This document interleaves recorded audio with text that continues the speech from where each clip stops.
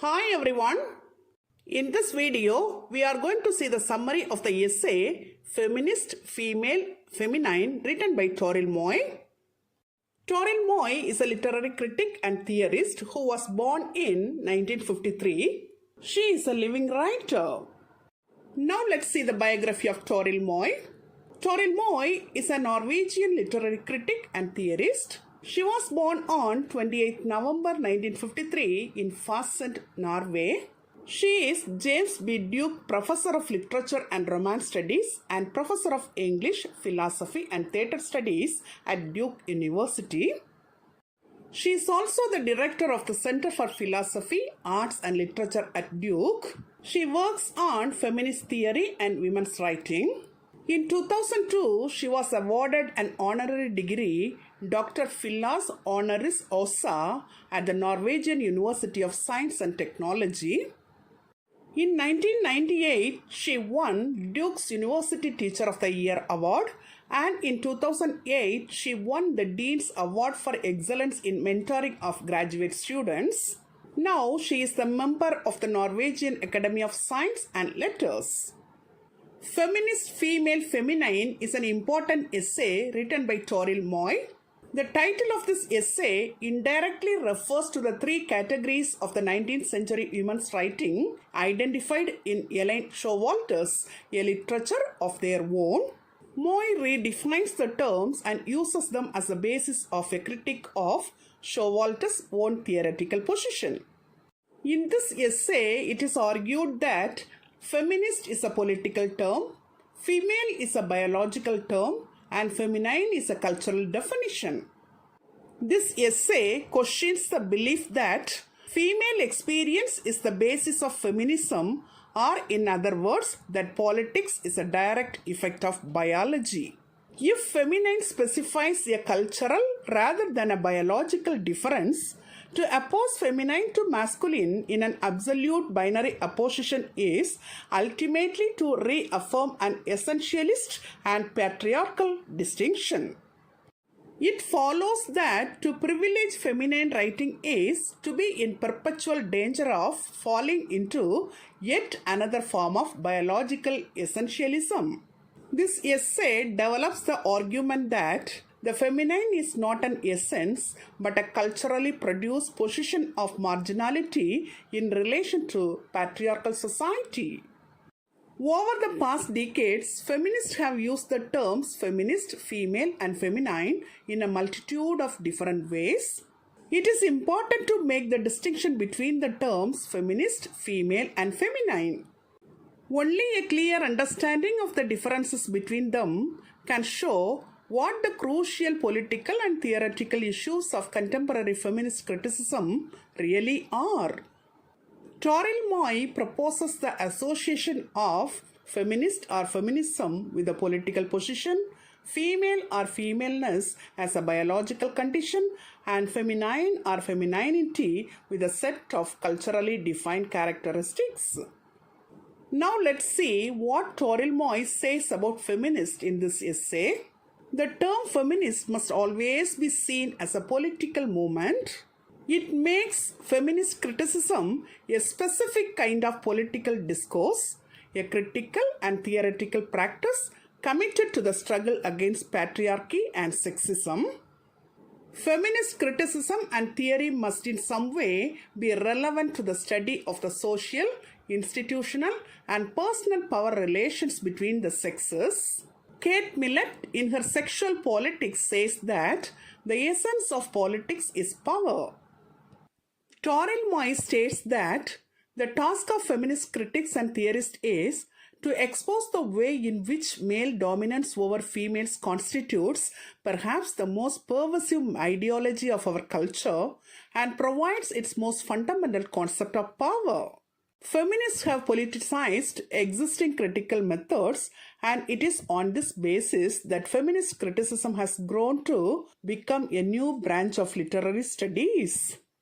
Feminists have to be pluralist, that is, pluralistic in their choice of literary methods and theories. Any approach that can be successfully appropriated to their political ends must be welcome. The key word here is appropriation in the sense of creative transformation. The feminists appropriating traditional thought explicitly discuss the assumptions and strategies of the material they want to use or transform. All ideas, including feminist ones, are in this sense contaminated by patriarchal ideology. Feminist criticism must always be conscious of the extent of the patriarchy. Our world was built on a patriarchal foundation and functions on a patriarchal discourse. The feminist task is not to distance itself from the patriarchy entirely, but to shed light on its all-pervasive nature. Challenging the patriarchy means to expose it, not to run away from it. According to Toril Moi, feminists are politically motivated critics. They will try to make the political context and implications of their work explicit to counter the tacit acceptance of patriarchal power politics. This patriarchal power politics is so often presented as intellectual neutrality or objectivity. For cultural transformation, many women have started the massive task of turning Freudian psychoanalysis into a source of truly feminist analysis of sexual difference and the construction of gender in patriarchal society. Helen Sixes and Lucy Irigaray have used the philosophy of Jacques Derrida and the psychoanalysis of Jacques Lacan to illuminate feminist issues. Now let's see what Toril Moi says about female in this essay. The term female is based on biological condition.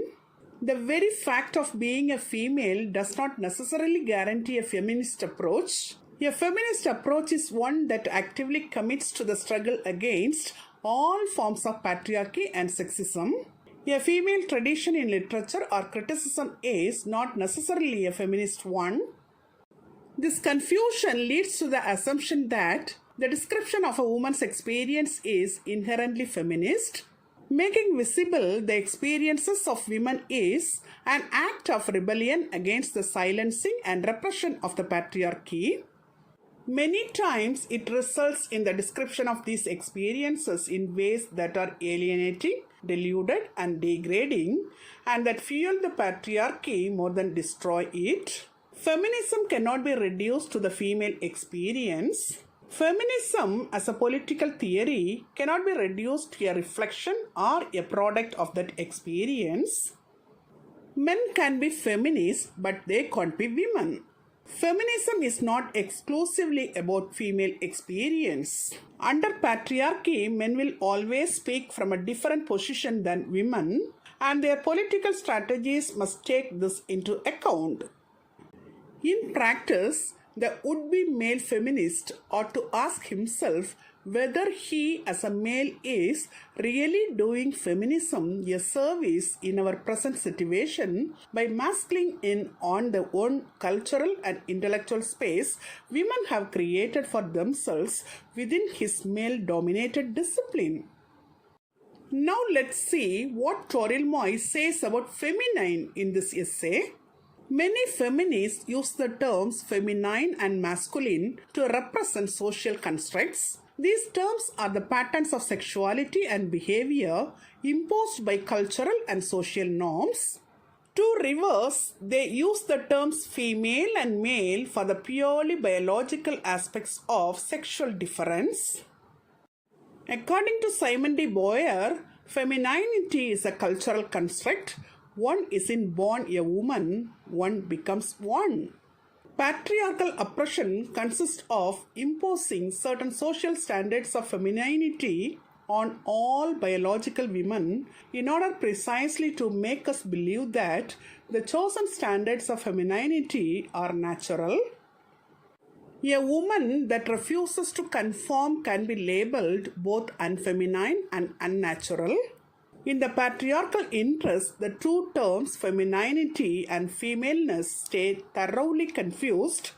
Patriarchy wants us to believe that there is such a thing as an essence of femaleness called femininity. Femininity is a set of culturally defined characteristics or a cultural construct. Patriarchy has developed a whole series of feminine characteristics: sweetness, modesty, subservience, humility, etc. It is the patriarchy which has always believed in the true female or feminine nature. It desires to bestow feminine virtues on all female bodies. Feminists always insist that though women undoubtedly are female, this in no way guarantees that they will be feminine. Now let's see the deconstruction of binary oppositions. Helen Success has contributed a valuable discussion of the consequences of what she calls death-dealing binary thought. Man and women as binary oppositions are heavily imbricated in the patriarchal value system. Each opposition can be analyzed as a hierarchy where the feminine side is always seen as the negative powerless instance. The biological opposition male-female is used to construct a series of negative feminine values which then are imposed on and confused with the female. In the end, victory is equated with activity and defeat with passivity. Under patriarchy, the male is always the victor. Success passionately denounced such an equation of femininity with passivity and death as leaving no positive space for women. Either woman is passive or she does not exist. For a feminist to continue advocating binary thought implicitly or explicitly would seem to be tantamount to remaining inside patriarchal metaphysics. The idea of a unified opposition pitting itself against a male friend would thus not be a possible feminist strategy for the defeat of patriarchy. On the contrary, it would shore up the very system it seeks to undo. The feminist task par excellence becomes the deconstruction of patriarchal metaphysics. To propose a new definition of femininity is therefore necessarily to fall back into the metaphysical trap. Then Toril Moi says femininity as marginality. According to Julia Kristeva, femininity is simply as that which is marginalized by the various forms of patriarchy itself, and allows her to argue that men can also be constructed as marginal to the symbolic order.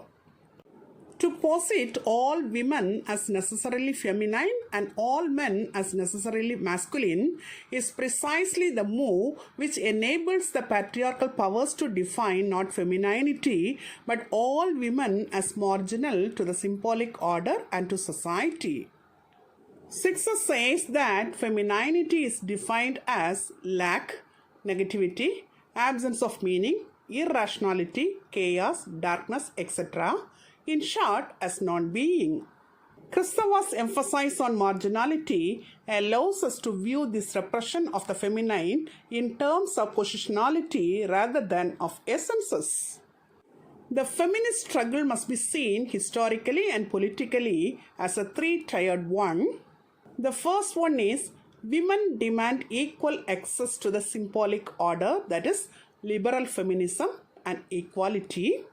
The second one is women reject the male symbolic order in the name of difference, that is, radical feminism. Femininity extolled.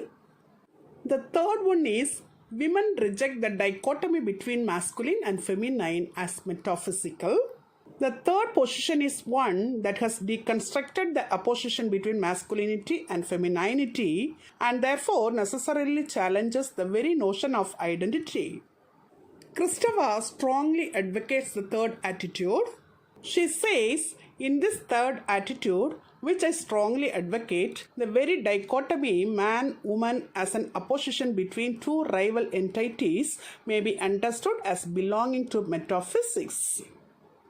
The undeconstructed form to the stage 2, feminism, unaware of the metaphysical nature of gender identities, runs the risk of becoming an inverted form of sexism. It does so by uncritically taking over the very metaphysical categories set up by patriarchy in order to keep women in their places, despite the attempts to attach new feminist values to these old categories. Now let's see what Toril Moi says about female criticism and feminine theory.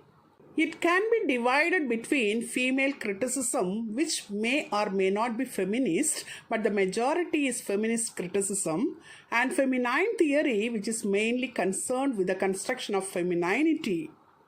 Much French feminist theory, as well as various feminist readings of psychoanalysis, may be considered feminine theories in this sense. We have to realize that these three labels, feminism, femaleness, femininity, are not essences. They are categories we as readers or critics operate. There is not such a thing as an intrinsically feminist text. Given the right historical and social context, all text can be recuperated by the ruling pass or appropriated by the feminist opposition. Till now, in this video, we have seen the summary of the essay Feminist, Female, Feminine written by Toril Moi in an elaborate manner. Hope you would have understood it very clearly. Thank you for listening. For more videos on English language and literature, subscribe and watch our YouTube channel English Language Waves.